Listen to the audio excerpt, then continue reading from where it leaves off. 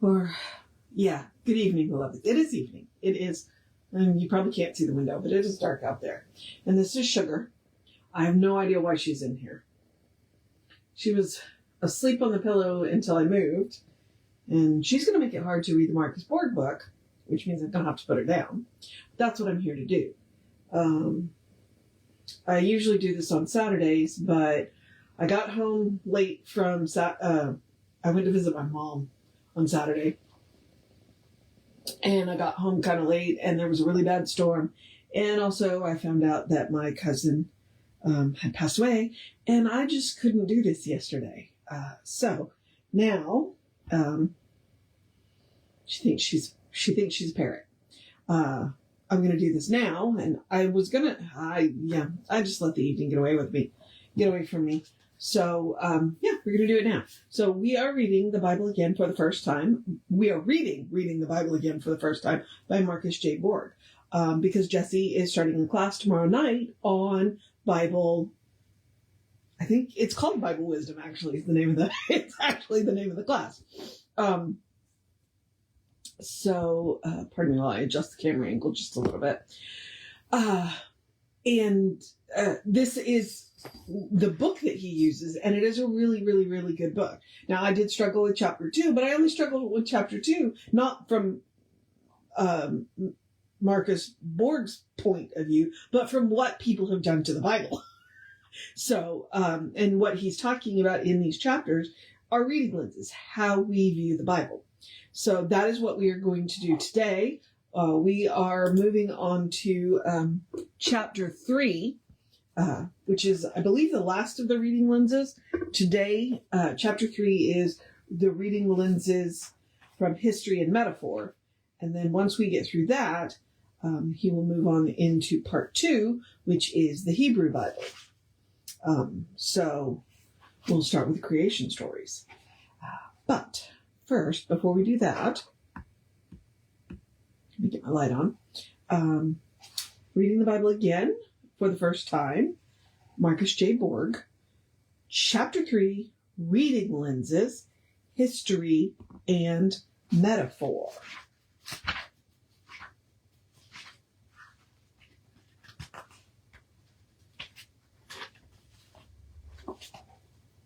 In this chapter, I move from ways of seeing the Bible to the more specific topic of reading the Bible.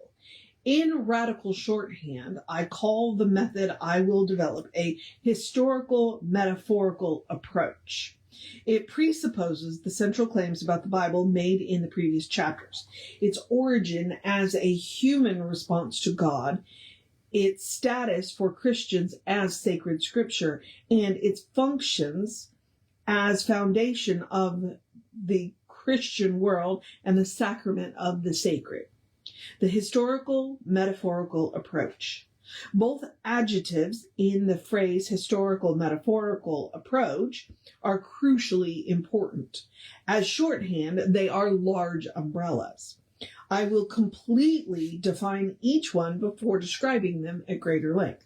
By historical approach, I mean all the methods that are relevant to discerning the ancient historical meanings of biblical texts. The chief concern of the historical approach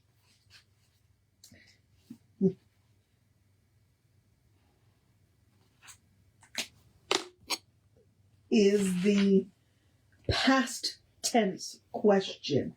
What did this text mean in the ancient historical setting in which it was written?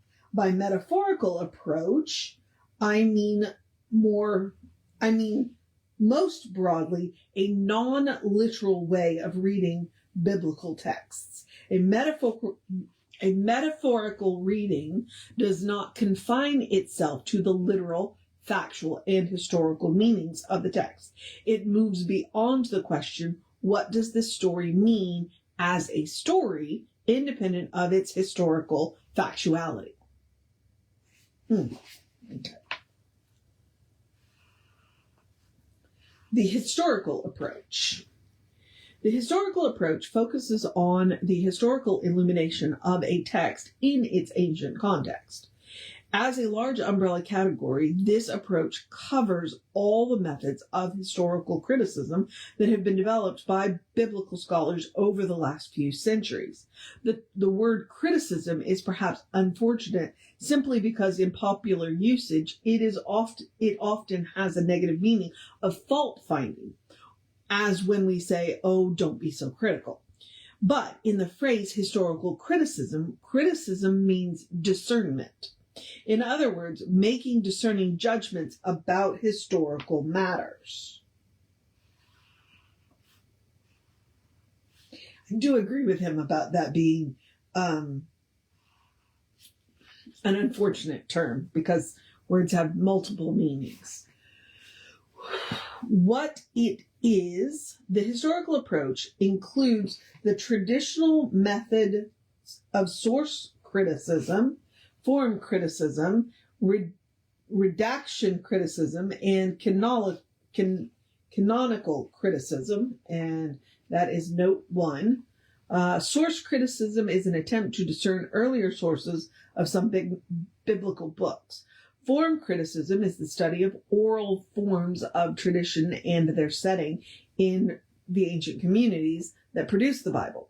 Redaction criticism focuses on the intention of the authors, redactors who put the document into its final form. Canonical criticism seeks the meaning of passages within the context of the canon as a whole. Because let me remind you, the Bible is not a book, it is a library. There's a lot of books. Okay. It also includes the more recent interdisciplinary methods of historical study, sometimes called social scientific criticism. These involve the use of models and insights derived from studies of pre-industrial agrarian societies, honor-shame societies, cultural anthropology, and so forth. If you were unaware, there is a biblical archaeology branch, which I have issues with, but those are personal, so not worth going into here. But there is a branch of archaeology that is focused on the Bible, so it's out there. You don't need just cultural anthropology. It's got its own whole discipline. These interdisciplinary methods are especially helpful for constructing the ancient context in which biblical texts were spoken or written. They help us to understand the very different cultural worlds in which the Bible originated. The focus of a historical approach is twofold: the historical meaning of a text in its historical context, the context in which the words are spoken or written or deeds are done, pervasively shapes their meaning. The word context suggests as much. The Latin prefix means with. Thus, context is that which goes with a text. Why it matters: though devotional use of the Bible can be quite independent of the historical approach, the latter is indispensable for genuinely hearing the Bible as a collection of documents from the past. It recognizes that the Bible as a whole and its individual texts are historical artifacts, things made in the past.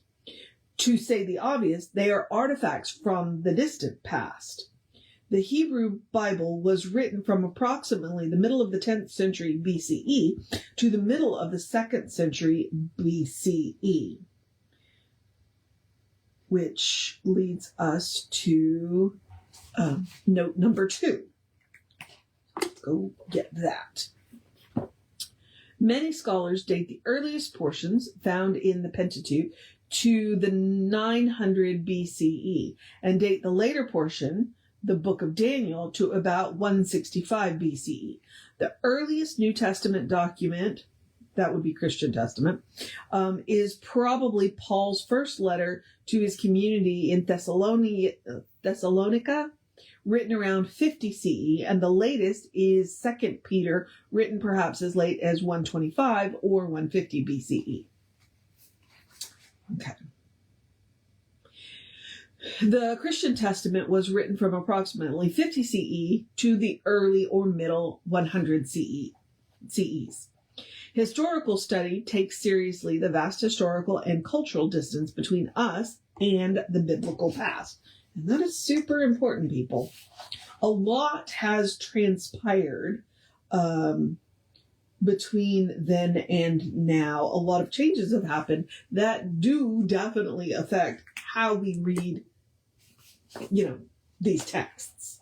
Okay, let me get back to Borg. Okay, so I'm just going to read that sentence over again. Historical study takes seriously the vast historical and cultural distance between us and the biblical past. It recognizes the truth of the opening lines of the novel The Go-Between. The past is a foreign country. They do things differently there. That brings us to note 3. Leslie P. Hartley, The Go-Betweens from 1953. It seeks to understand the Bible as a collection of ancient documents produced in worlds very different from our own. The historical study of the Bible is one of the glories of modern scholarship. It has been immensely illuminating. Without it, much of the Bible would remain simply opaque. Setting biblical passages in their ancient context makes them come alive. It enables us to see meanings in these ancient texts that would otherwise be hidden from our sight. It unearths meanings that otherwise would remain buried in the past. Moreover, it allows us to hear the strangeness of these texts that come to us from worlds strange to us. Thus, it helps us to avoid reading the Bible simply with our current agenda in mind and frees the Bible to speak with its own voice. Okay, let me read that again. Thus, it helps us to avoid reading the Bible simply with our current agenda in mind and frees the Bible to speak with its own voice. Limitations. Yet, the historical approach has its limitations. Some of these are due to the way it has been practiced in the modern period. When wedded with the modern worldview, with its skepticism about spiritual reality and its preoccupation with factuality, it sometimes leads to a flattening of the texts. That biblical texts may be something about God or about genuine experiences of God or about events that go beyond the boundaries of what is deemed possible by the modern worldview. These alternatives are not often addressed, or are often not addressed. Moreover, much of the modern biblical scholarship is highly technical and specialized. Scholars often disagree with each other and little seems certain. The result is that many people who went to seminary or graduate school in biblical studies, motivated by a strong sense of Christian vocation and love for the Bible, have experienced modern biblical scholarship as taking the Bible away from them. That's kind of an important point there. It's one of the reasons why I disagree with biblical archaeology. Because if you have to prove the Bible with archaeology, then you are losing the faith aspect of the stories within them. But as I said, my problems with biblical archaeology are that, personal. Some, clergy and scholars alike, have not recovered. For some, the Bible remains in shreds. Others launch broadside attacks on historical criticism, lambasting it as bankrupt. Note 4. I explicitly exempt Walter Wink from this category, even though he wrote a now famous book that begins with the sentence, historical biblical criticism is bankrupt. The Bible in Human Transformations, page 1, as Wink's, and it's from 1973, by the way, as Wink's subsequent work makes clear, he is a skilled practitioner of historical criticism. Okay. But even those who attack it, unless they are fundamentalists, cannot do without it. There is one further limitation, and it is intrinsic. Namely, historical criticism treats only the ancient meanings of the texts. Its focus, as mentioned in the introduction of this chapter, is a past tense question. What did this text mean in and for the ancient community that produced it? Unless supplemented by another approach, historical criticism leaves the text imprisoned in the past. Okay. That's very interesting. All right. The metaphorical approach. The metaphorical approach enables us to to see and affirm meanings that go beyond the I know the word. I can say the word. Let me try the sentence again. The metaphorical approach enables us to see and affirm meanings that go beyond the particularity of what the text meant in their ancient settings. Like the historical approach, it is a large umbrella encompassing a range of disciplines. What everything beneath the umbrella has in common is a way of reading the Bible that moves beyond its historical meanings of the text.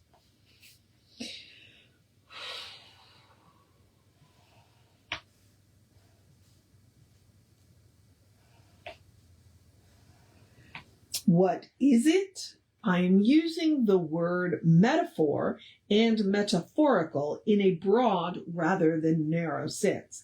In its narrow meaning, metaphor refers to a very specific kind of comparative language and is distinguished from its close cousin simile. A simile explicitly uses the word like as it makes a comparison, whereas a metaphor does not.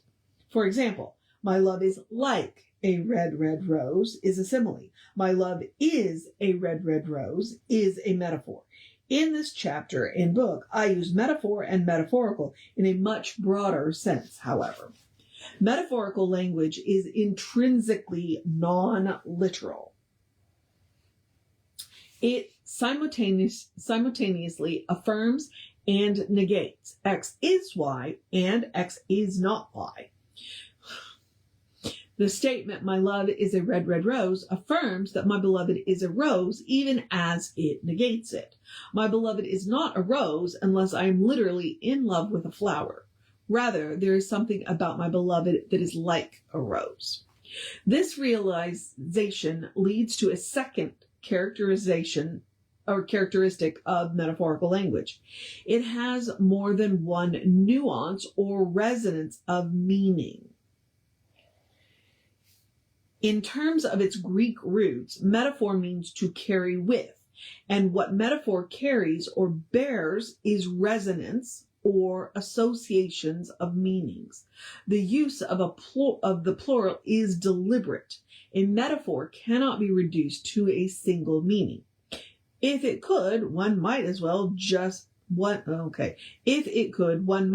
as well express that meaning in non-metaphorical language. To return to the rose example again, to say my love is a red, red rose calls up more than one association. The metaphor may point to my beloved's beauty, to her pleasant smell, to her being in full bloom. It may also point to ephemeral and finitude, since, like a rose, my beloved will wither and die. Ooh.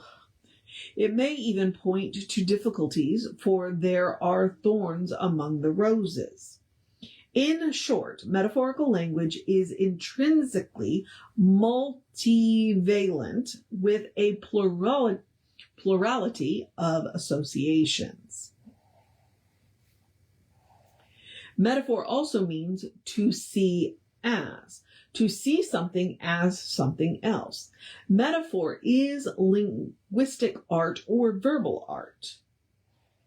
If you can bear the rose example for one more time, I see my beloved as a rose. Or, to use a biblical example, we can see the story of the Exodus as a metaphorical narrative of the divine human relationship, depicting both human predicament and the means of deliverance.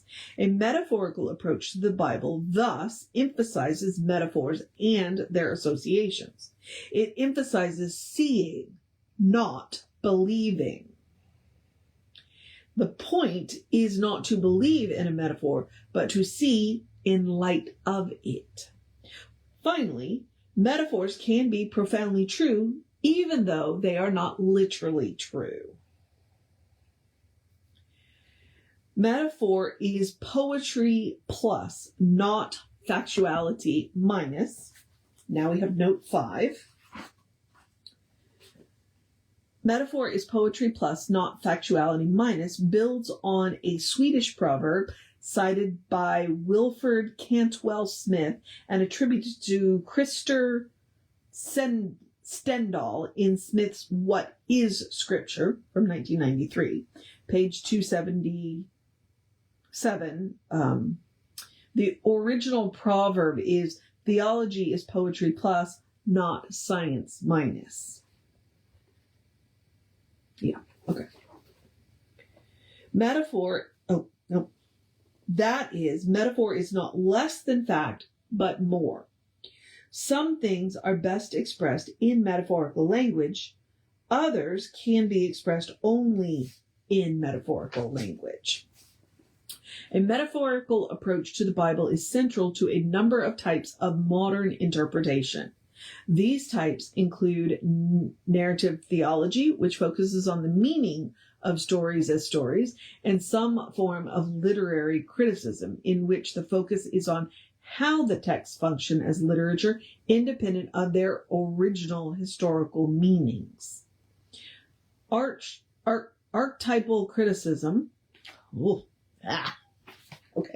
Archetypal criticism, a third type of metaphorical approach, involves the study of archetypal symbols and stories, which are typically transcultural. Archetypal criticism most obviously leads to a psychological reading of biblical texts, but it moves beyond the psychological as well, for such stories and symbols sometimes also connect to social realities. And now we have note 6.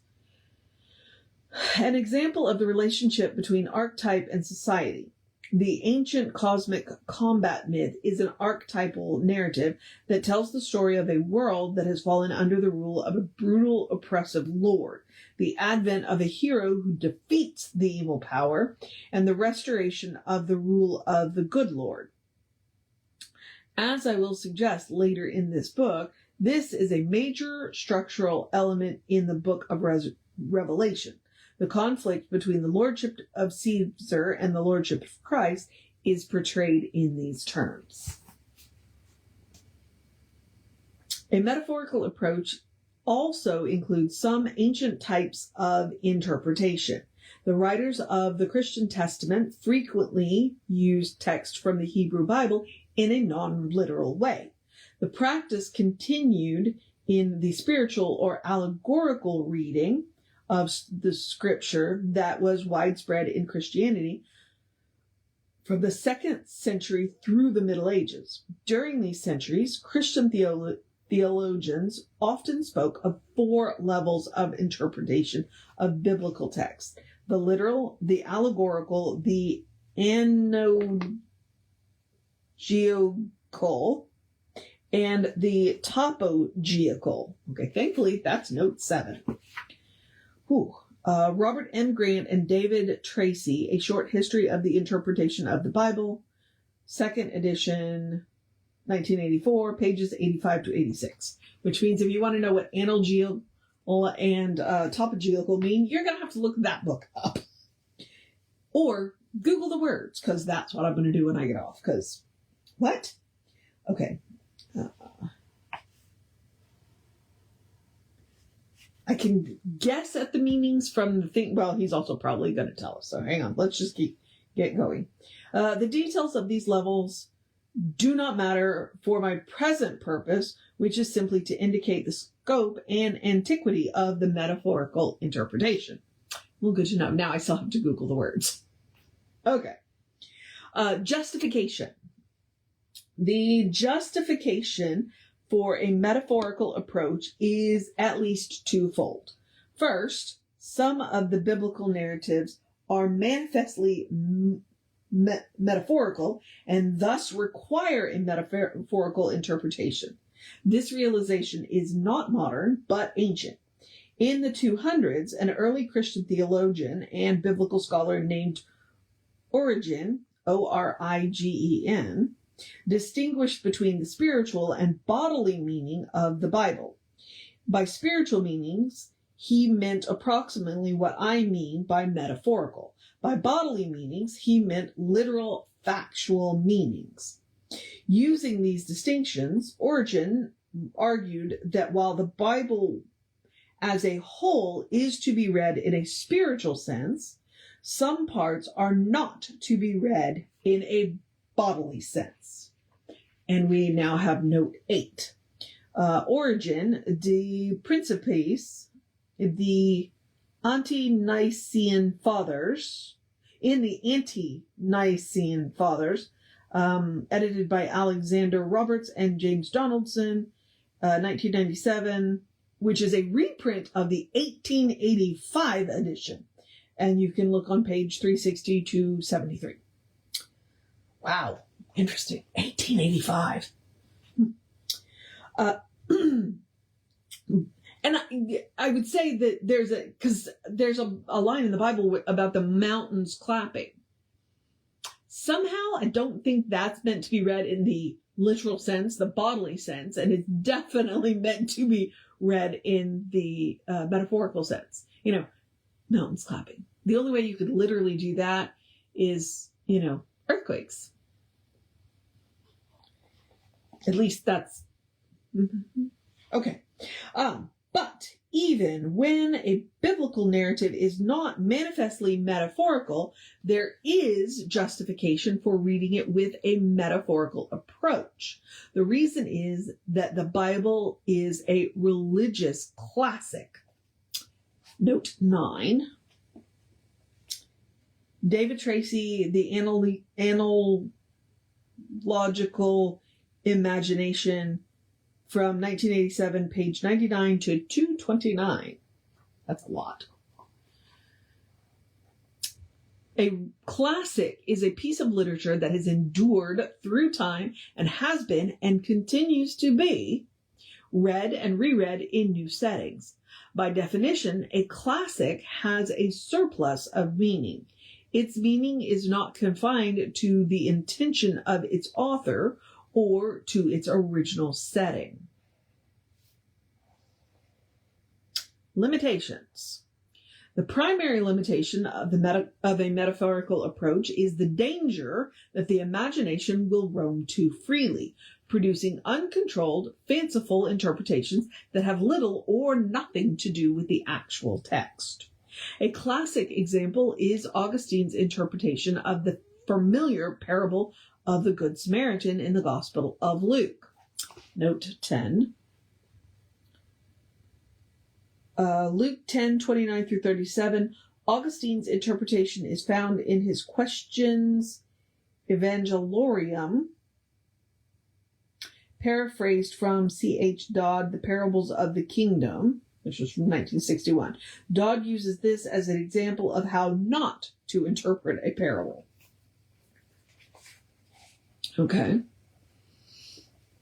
As Jesus tells the story, a man traveling from Jerusalem to Jericho is attacked and beaten by robbers and left lying on the road half dead. Two temple officials, a priest and a Levite, come along and pass by on the other side of the road. Then a Samaritan, a member of a despised group, comes along, attends to the wounded man's injury, puts him on a donkey, and takes him to an inn. For Jesus, it is a story of what it means to be compassionate. Augustine reads the story quite differently. That does not surprise me. I know a little bit about Augustine. I mentioned here only a few of the meaning that he found. The man traveling from Jerusalem to Jericho is Adam. The thieves who attack him are the devil and his angels. Oh, they beat Adam by persuading him to sin and strip him of his immortality. The priest and the Levite who pass by are representations of the old dispensation, which cannot provide salvation. The Samaritan who comes to his aid is Jesus. The oil with which he anoints Adam's wounds is the comfort of good hope. The animal upon which Adam is put is the flesh of the incarnation. The inn to which Adam is taken is the church, and the innkeeper is St. Paul. Thus, on Augustine's reading, the parable becomes an allegory of the Christian story of salvation from the fall of Adam through Jesus to Paul. Wow, that is a lot to put on a story. Whew! It is ingenious and too clever by half. The problem, of course, is that this reading has nothing to do with the text. Neither Jesus nor the author of Luke can be imagined to have meant anything like this. Not only is it completely fanciful, but it obscures the meaning of the parable and thus, in a sense, destroys the text.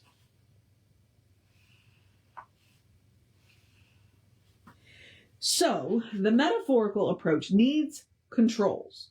One cannot claim a metaphorical reading that has no conceivable connection to the text. The controls should be soft, however, since one of the main functions of the metaphorical approach is to keep a text from being confined to the past.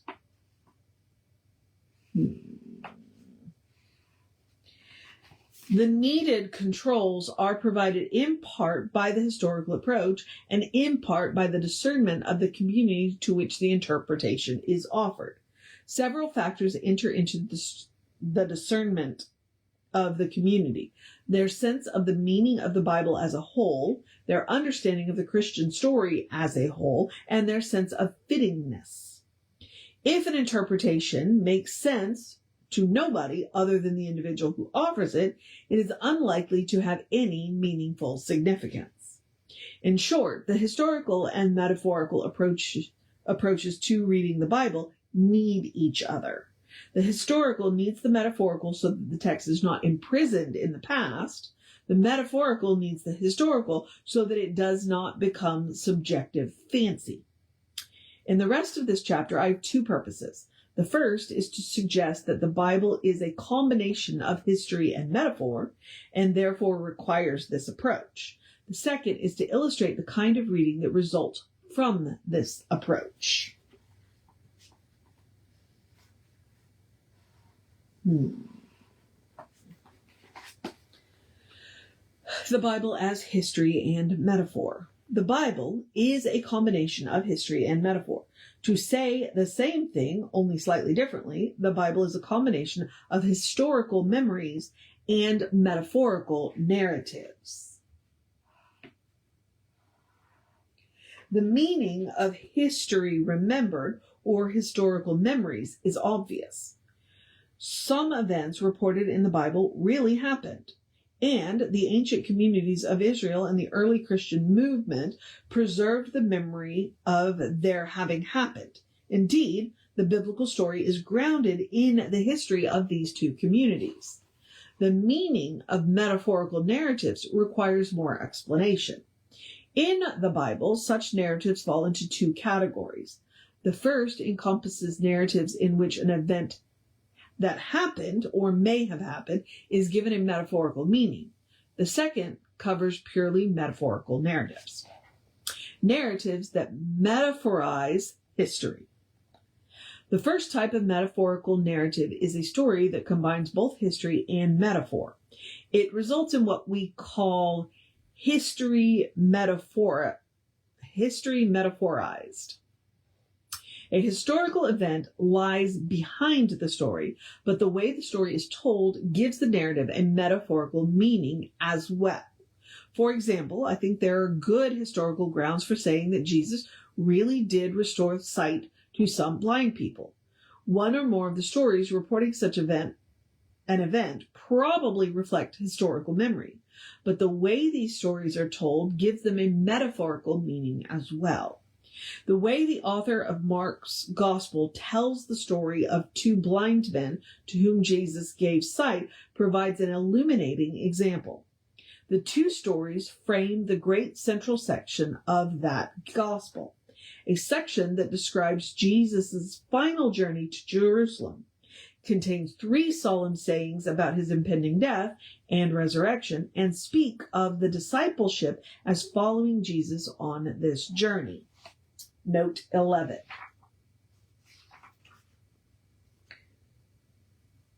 Which is Mark 8:27 through 10:45. At the beginning of this section, Mark places the story of the blind man of Bethsaida. Jesus restores his sight in 2 stages. After the first, the blind man sees people, but not clearly. They look like trees walking. After Jesus lays his hand on him the second time, the blind man sees everything clearly. Note 12. This is Mark 8:22 through 26. See also the following text. As Mark tells the story, the disciples and Peter see who Jesus is in 2 stages. Mark 8:27 through 30. 1, Jesus asks the disciple, "Who do people say I am?" And they respond with various reports. Second, Jesus then asks them, "Who do you say I am?"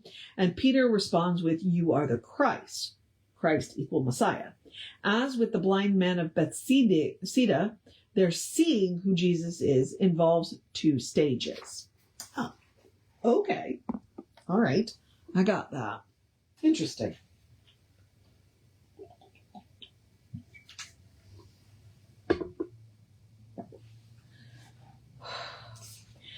At the end of the section is the story of a blind beggar named Bartimaeus. He cries out to Jesus, "Have compassion on me." Jesus asks, "What do you want me to do for you?" In superbly evocative language, Bartimaeus expresses his deepest desire, "Let me see again." Then, we are told, Bartimaeus regained his sight and followed Jesus on the way. Note 13. Mark 10:46 through 52. By placing these stories where he does, the author of Mark gives them a metaphorical meaning, even as one or both of them may reflect history remembered. Namely, gaining one's sight, seeing again, is seeing the way of Jesus. That way, that path, involves journeying with him from Galilee to Jerusalem, the place of death and resurrection, of endings and beginnings. To see that is to have one's eyes opened. Thus, the way Mark uses these stories result in history metaphorized. Moreover, the section as a whole provides another example of history remembered and metaphorized. History remembered. Jesus really did make a final journey to Jerusalem. History metaphorized. The way the story of that journey is told turns it into a metaphorical narrative about the path of discipleship. Purely metaphorical narratives. The second type of metaphorical narratives consists of stories that are purely metaphorical. No particular historical event lies behind them. Rather, the stories as a whole are metaphorical or symbolic. Examples of this category from the Hebrew Bible are Israel's stories of creation and human beginnings, the subject of the next chapter, the story of Jonah and the huge fish that swallowed him, and the story of the sun standing still in the time of Joshua. Examples from the Christian Testament include some of the early Christian movement stories about Jesus, his birth, walking on water, multiplying loaves and fishes, changing water into wine, and so forth. The decision about whether to see a story as purely metaphorical narrative involves two factors.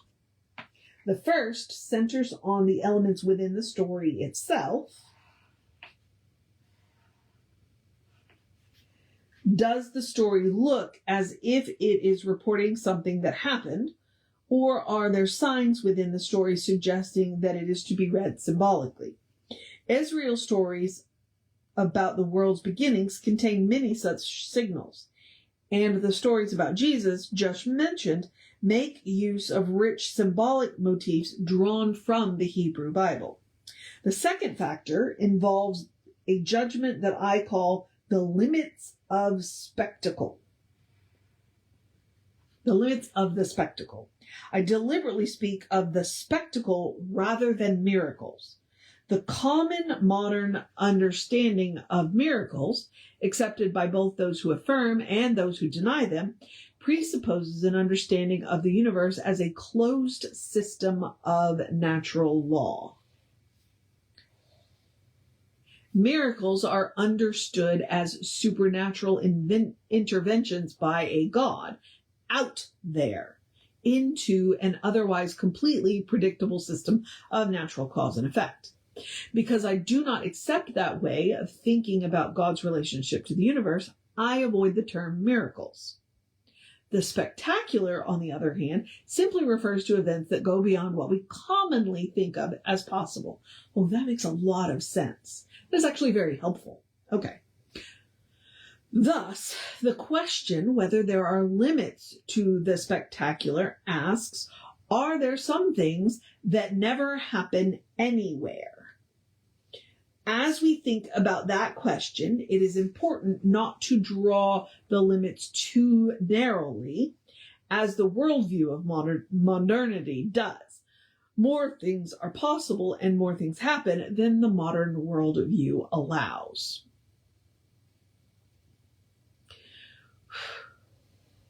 Okay.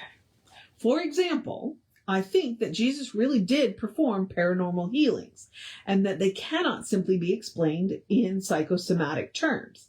I am even willing to consider that spectacular phenomena such as levitation perhaps happen. But do virgin births, multiplying loaves and fishes, and changing water into wine ever happen anywhere? If I became persuaded that they do, then I would entertain the possibility that the stories about Jesus reporting such events also contain history remembered. But what I cannot do as a historian is to say that Jesus could do such things, even though nobody else has ever been able to. Thus, I regard them as purely metaphorical narratives. The recognition that the Bible contains both history and metaphor has an immediate implication. The ancient communities that produced the Bible often metaphorized their history. Indeed, this is the way they invested their stories with meaning. But we, especially in the modern period, often historicized their metaphors. And my note down here says, they metaphorized, we historicized. To make the same point, only slightly differently, they often mythologized their history, and again, for expressing meaning, while we have tended to literalize their mythology. And when one literalizes metaphor or myth, the result is nonsense. On the other hand, when one recognizes a metaphorical narrative as such, the result is a powerful story. This leads directly to the next point: the Bible as stories about the divine-human relationship. Though the Bible contains more than stories, a surprisingly large amount of it consists of narratives. There are hundreds of individual stories, as well as what I have elsewhere called macro stories. Stories that shape the Bible as a whole. Note 14. See by meeting Jesus again for the first time, chapter 6.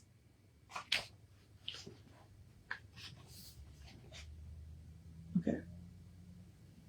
Moreover, to a large extent, these stories, both individual and macro, are about the divine-human relationship.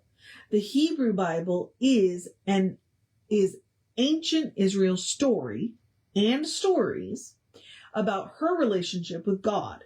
The Christian Testament is the early Christian movement's story and stories about her relationship with God as disclosed in Jesus.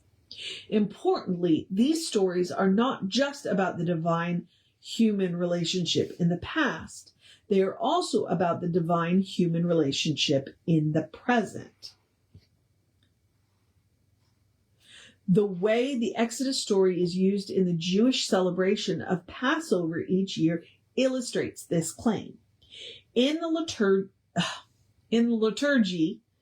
liturgy accompanying the Passover meal, the following words, slightly paraphrased, are spoken. It was not just our fathers and our mothers who were Pharaoh's slaves in Egypt, but we, all of us gathered here tonight, were Pharaoh's slaves in Egypt. And it was not just our fathers and mothers who were led out of Egypt by the great and mighty hand of God, but we, all of us gathered here tonight, were led out of Egypt by the great and mighty hand of God. What does it mean to say that we, and not just our ancient ancestors, were slaves in Egypt, and that we were led out of the land of slavery by God? It does not mean that we were there in the loins of our ancestors, as if our genes or DNA were present. Rather, the Exodus story is understood as true in every generation. It portrays bondage as a perennial human problem and proclaims God's will that we be liberated from bondage. The story of Israel's bondage in Egypt and her liberation by God is thus a perennially true story about the divine-human relationship. It is about us and God. Reading the Bible in a state of post-critical naivety. Given the above, a major need for contemporary readers of the Bible is to move from pre-critical naivety through critical thinking to post-critical naivety. Through these phases, though these phrases sound like intellectual jargon, they are very illuminating. They identify ways of reading and hearing the Bible that we can recognize in our own experience. Note 15. I have treated this topic in previous books, briefly in Meeting Jesus Again for the First Time, more extensively in The Meaning of Jesus to Visions, co-authored with N.T. Wright. I treat it again here because of its importance for this book. So if you want more on that idea, he's got 2 other books that you can read. Okay. Pre-critical naivety is an early childhood state where we take it for granted that whatever the significant authority figures in our lives tell us to be true is indeed true. In this state, if we grow up in a Christian setting, we simply hear the stories of the Bible as true stories. To illustrate, I recall the way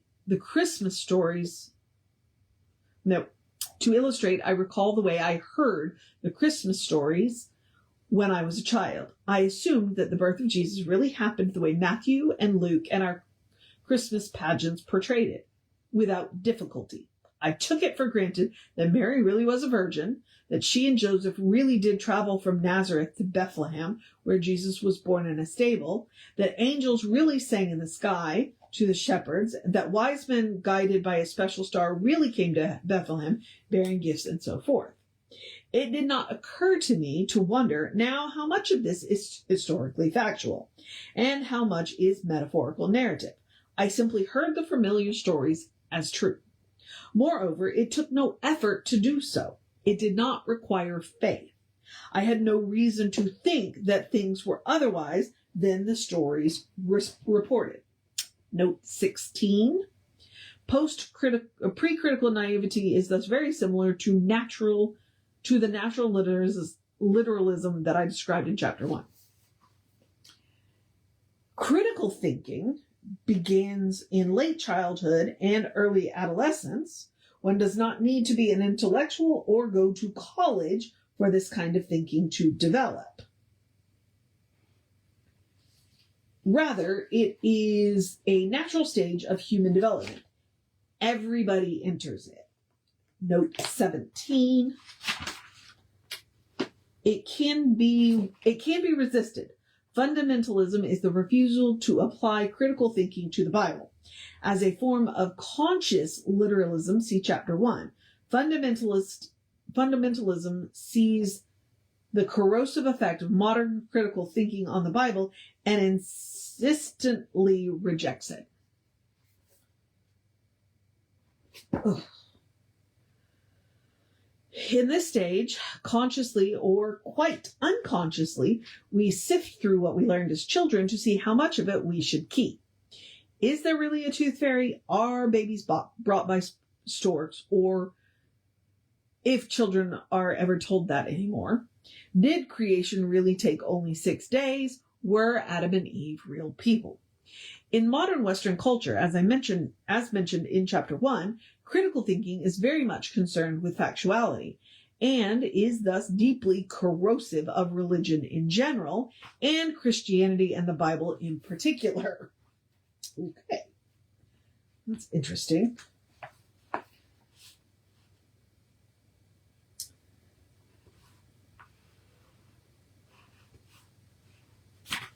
It might explain some of the problems that I've had.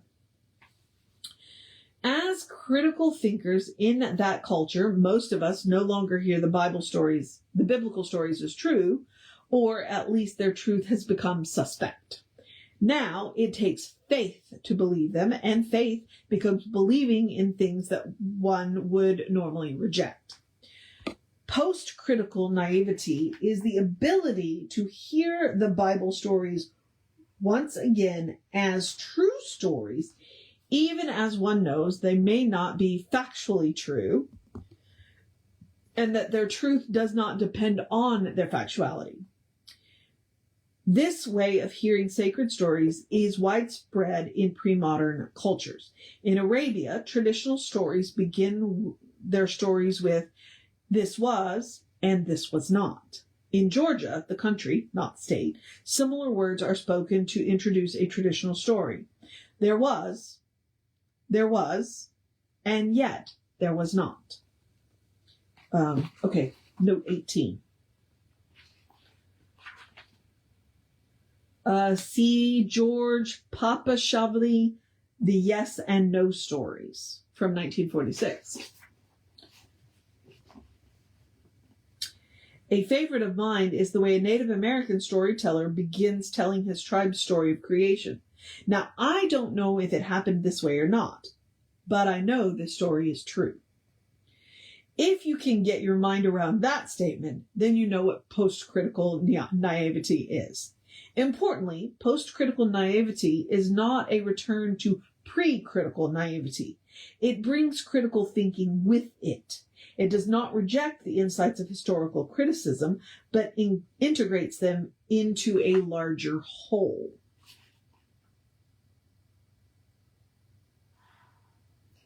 Let me return to the Christmas stories to illustrate this. Post-critical naivety is the ability to hear the Christmas stories once again as true stories, even though one knows with reasonable certainty that the primary elements of the story are not historically factual. Critical thinking in the form of historical criticism sees the story of the virginal conception of Jesus as a continuation of the theme of special births from the Hebrew Bible.